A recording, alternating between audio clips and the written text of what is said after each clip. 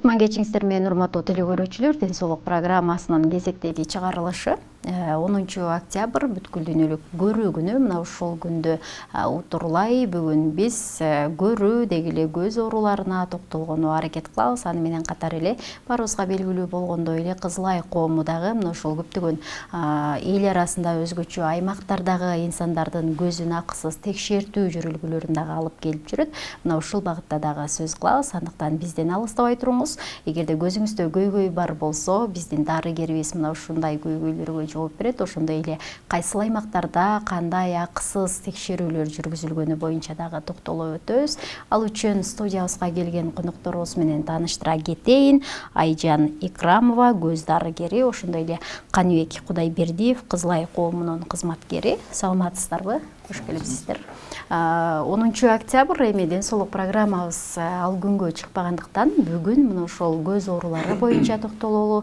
Деги эле сиздердин жасап жаткан жумуштарыңыздар. Алгач Айжан эжке сиз айта кетсеңиз, бүгүнкү күндө мына ошол көз оору канчалык деңгээлде азайып жатабы, көбөйүп жатабы, көбөйсө кайсыл түрү көбөйдү дегендей. Саламатсыздарбы, урматтуу телекөрүүчүлөр. Бүгүн биз көз жөнүндө сөз кылабыз.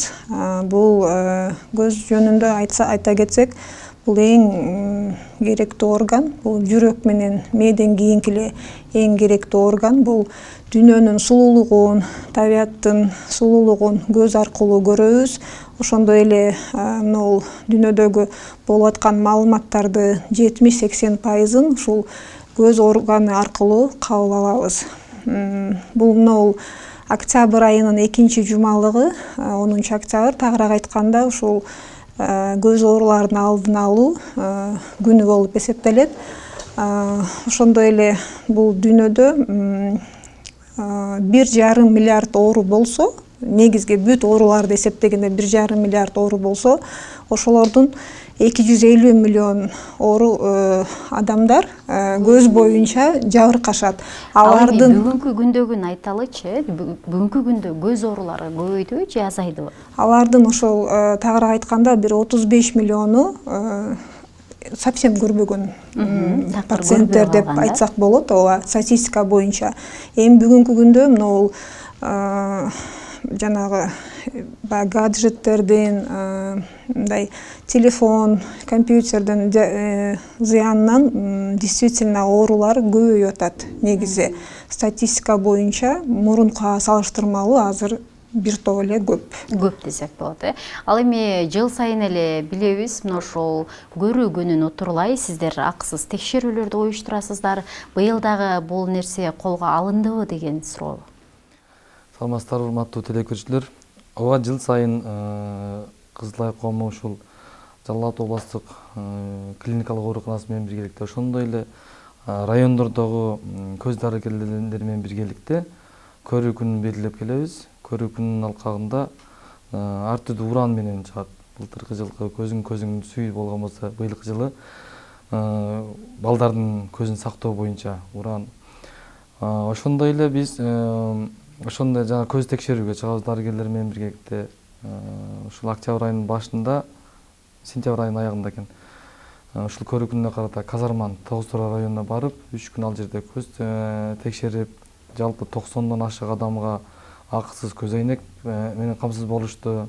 Ошондой эле Тогуз-Тора райондук үй дарыгерлер борборуна көздүн басын өлчөөчү аппараттар тапшырып келдик.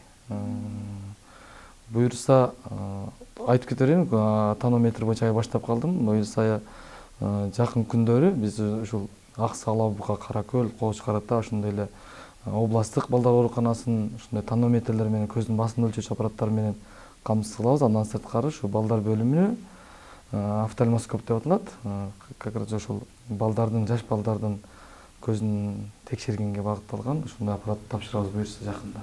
Буга чейин бир көрсөтүүбүздөн улам биздин негизи ар бир берүүбүз урматтуу көрүүчүлөр биздин YouTube каналыбызга дагы жүктөлөт. УТРК Жалал Абад телеканалынын YouTube каналынан дагы дал ушул ден соолук көрсөтүүсүн көрсөңүздөр болот. Анан өткөн берүүлөрүбүздөн улам ошол элдин пикиринде бар экен, кантип биз деле акысыз текшерүүдөн өтсөк болот, кандай жол менен чогултушат деген суроо бар болчу. Ошол суроого жооп бере кетсеңиз, баардык эле адамдар акысыз текшерте алабы? Ошол сиздер акысыз текшерүүнү уюштурганыңызда же болбосо өзүңүздөр тандайсыздарбы?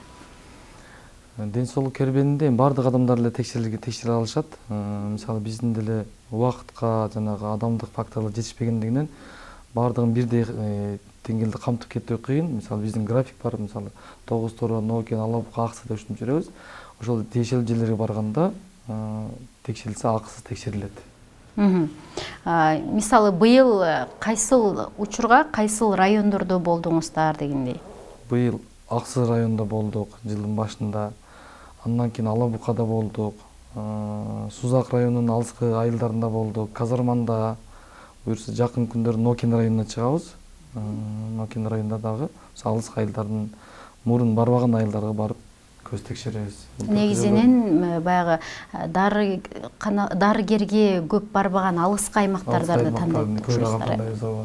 Ал эми мына ушундай булардын текшерүүлөрүнө сиздер дагы кошулуп барып каласыздар да, сиздерге канчалык деңгээлде жеңилдик берилет ошондо?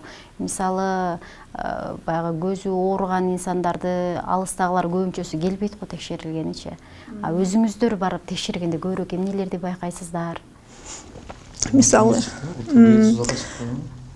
былтыр Нокен районуна профосмотрга чыгып келдик. Нокен районундагы баягы алысыраак айылдарына чыгып, ошол жерден ооруларды тактап, эми ал жерде көбүнчө биринчи первичный кайрылгандар бар, аларды тактап, негиздеп, анан ошолорду баягындай бизде по месту жительства биринчи райондун деңгээлинде текшерип, ошолор диспансеризацияга алат, алар анан кийин областынка бул жака леченияга жөнөтүшөт.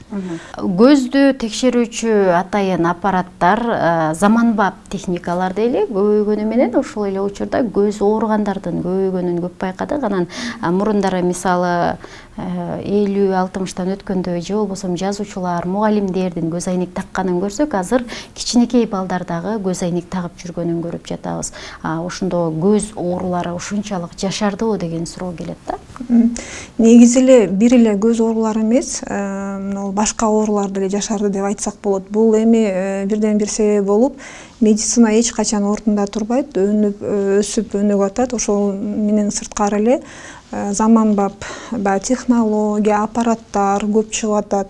Ошолордун негизинде мурдагы невыявленный оорулар дагы выявиться этип, ошонун негизинде анан кийин көбөйүп атат ооруларчы.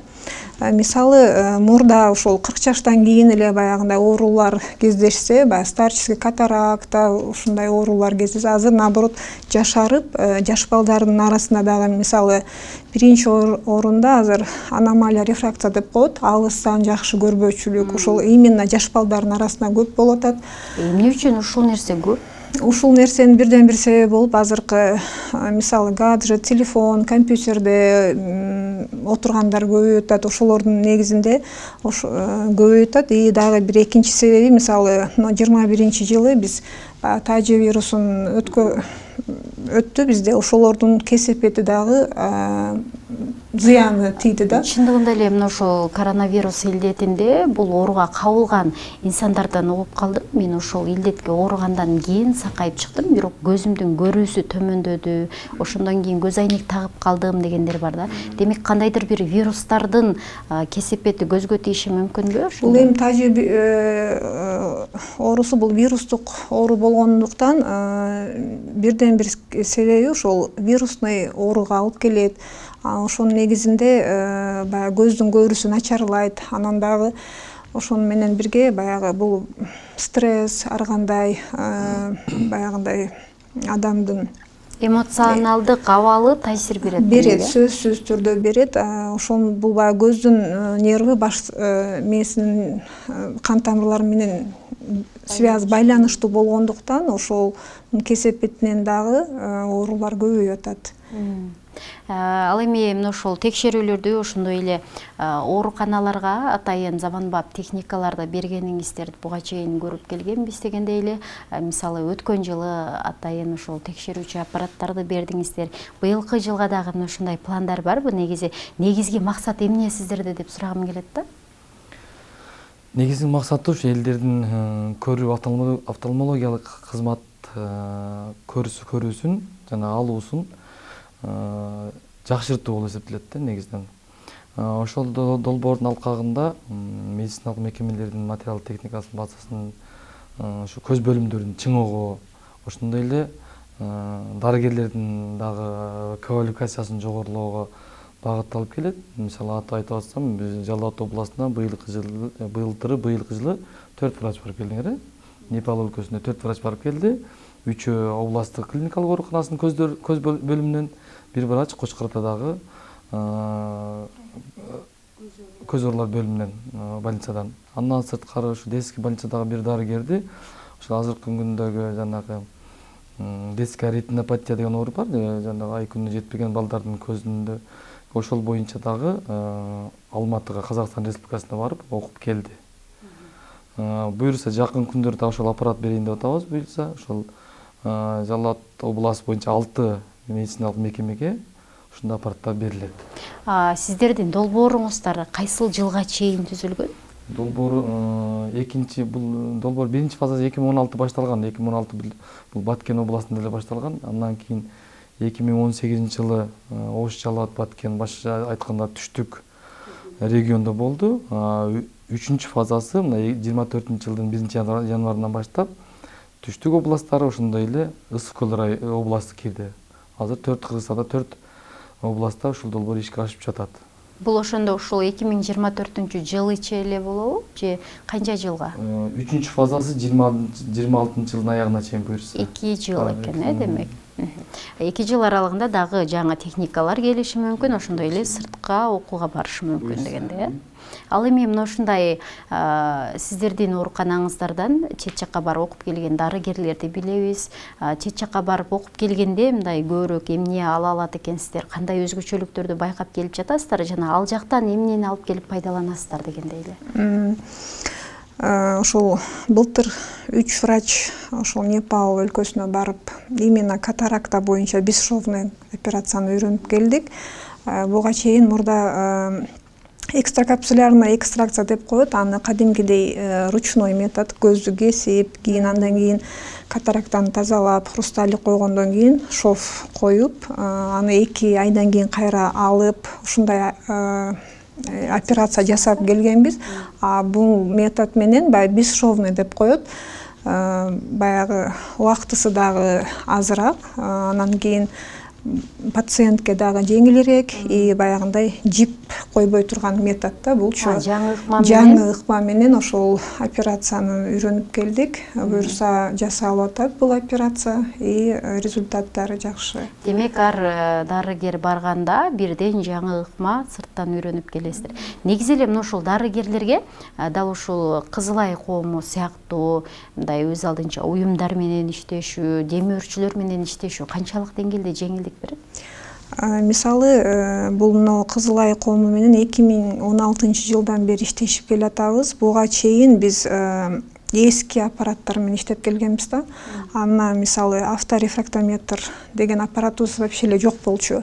Аны специально өзүбүзүнтип баягы көрсөтүп, баягындай жөнөкөй ыкма менен текшерип, көздүн курчтугун, анан канчалык деңгээлде начар көрөт, аны кандай линза менен жакшыртыш керек, ошолорду ручной метод менен кылчу элек да.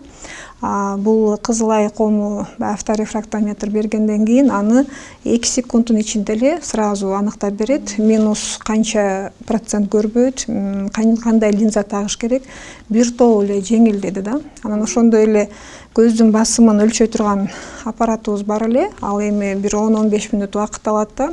Пациентти жаткызып, обезболивать этип, ошентип өлчөчү элек. Азыр бесконтактный аппарат беришкен булар. Ал менен тоже 2-3 секунддун ичинде эле сразу көздүн давлениясын өлчөп берет. Жыйынтык бат чыгат. Жыйынтык бат чыгат и жумушубуз ага канча жеңилдеди деп айтсак болот.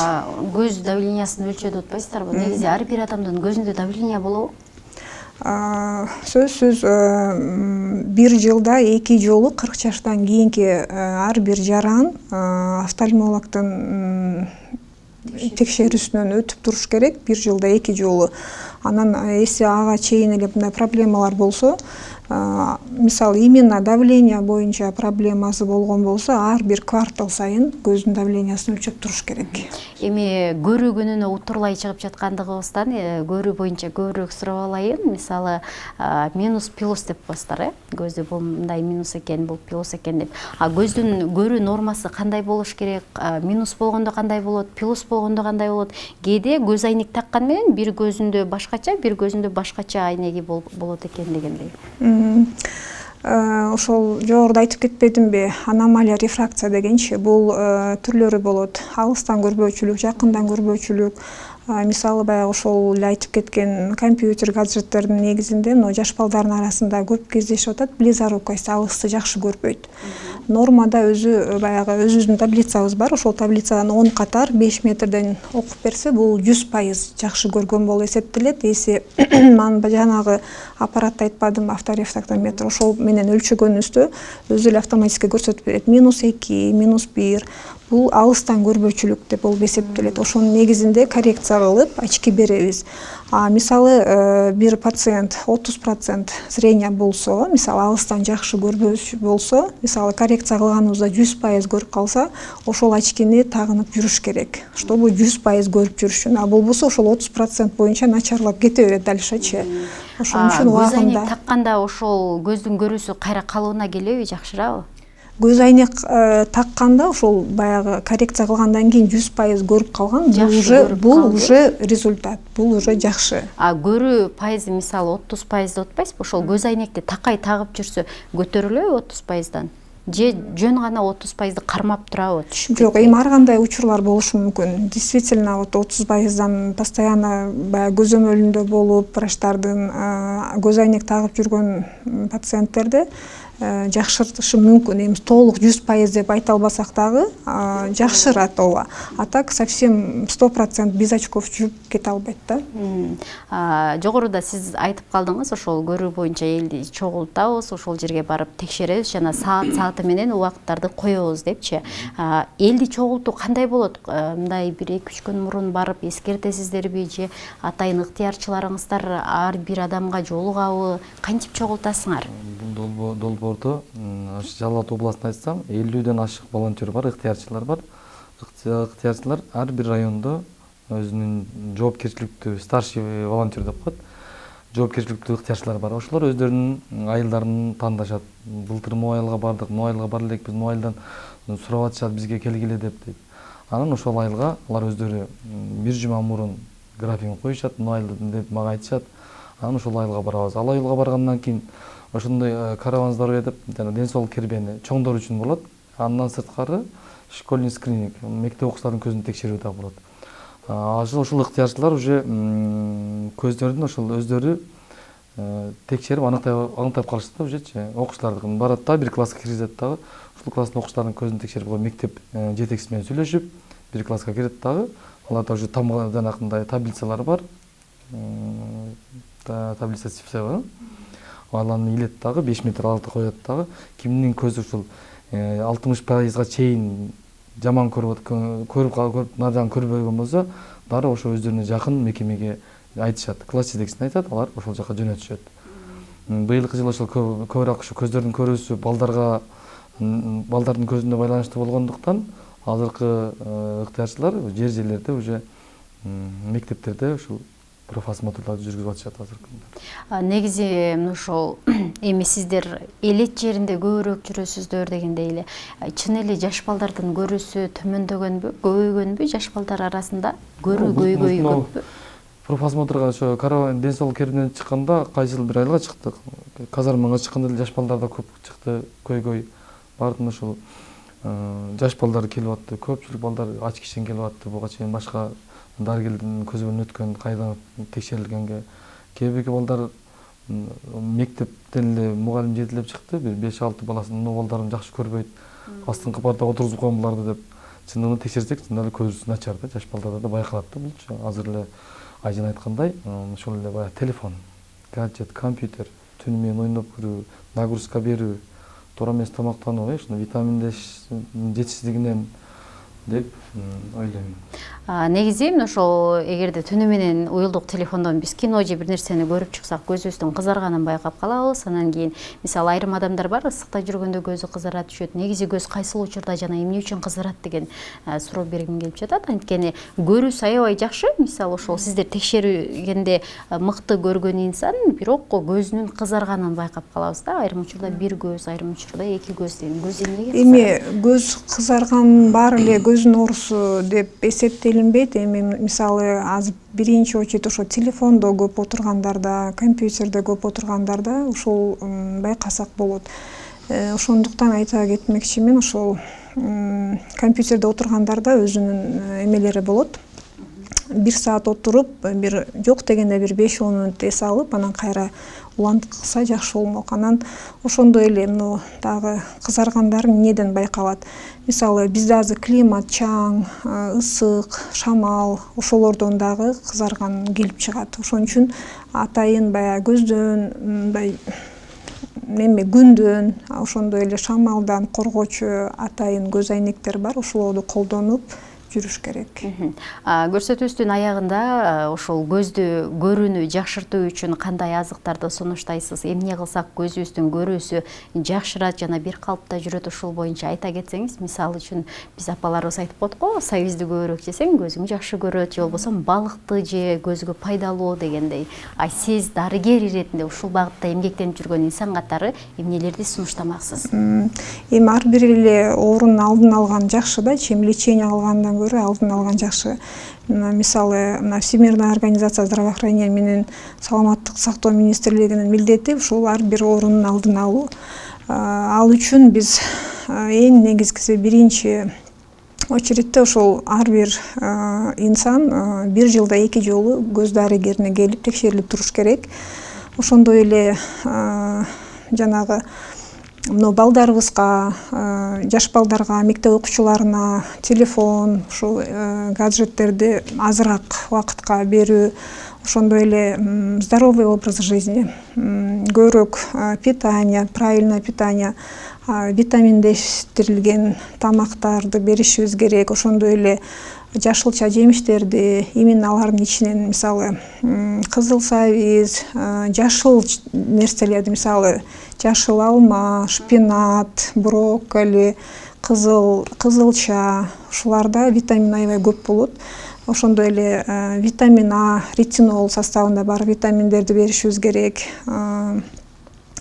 Ошолорду ошондой эле баягы мисалы Кытайдан келген азыктарды желательно бербешибиз керек.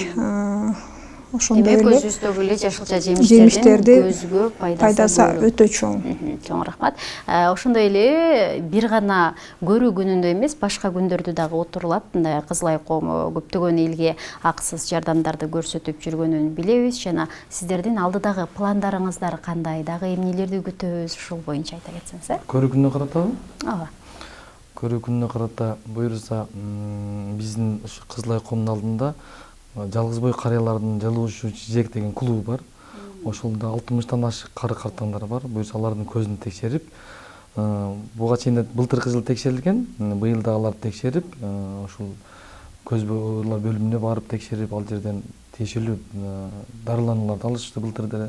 Быйыл да ушундай бир жаңылар да бар, ошолорду текшерүүдөн өткөрүү. Андан сырткары ден соолук кербинине чыгуу. Ошондой эле Жалал Абад шаарында дагы ушул бир жанагындай Жалал Абад шаарынын тургундарын жана конокторун бир көрүү күнүнө карата текшерүүдөн өткөрүү. Чоң рахмат сиздерге атайын убактыңыздарды бөлүп бизге келип өзүңүздөрдүн аткарып жаткан жумуштарыңыздар, ошондой эле көрүүчүлөрүбүзгө көрүү боюнча айтылган кеңештериңиздер үчүн. Урматтуу телекөрүүчүлөр, бизге бөлүнгөн убакыт ушуну менен аяктады. Демек, биздин көрсөтүүнүн алкагында аз да болсо өзүңүзгө пайда ала алган болсоңуз кубанычтабыз. Анткени ден соолук көрсөтүүсүнүн негизги максаты көрүүчүлөрүбүзгө маалымат берүү, маалыматты жайылтуу. Андыктан качан гана ооруганда эмес, балки мына ушул оорунун алдын алуу максатында сөзсүз өзүңүздү текшерүүдөн өткөрүп турганды дагы унутпаңыз дейбиз. Биз сиздер менен кайрадан дүйшөмбү күнү көрүшкөнчө деп гана коштошобуз.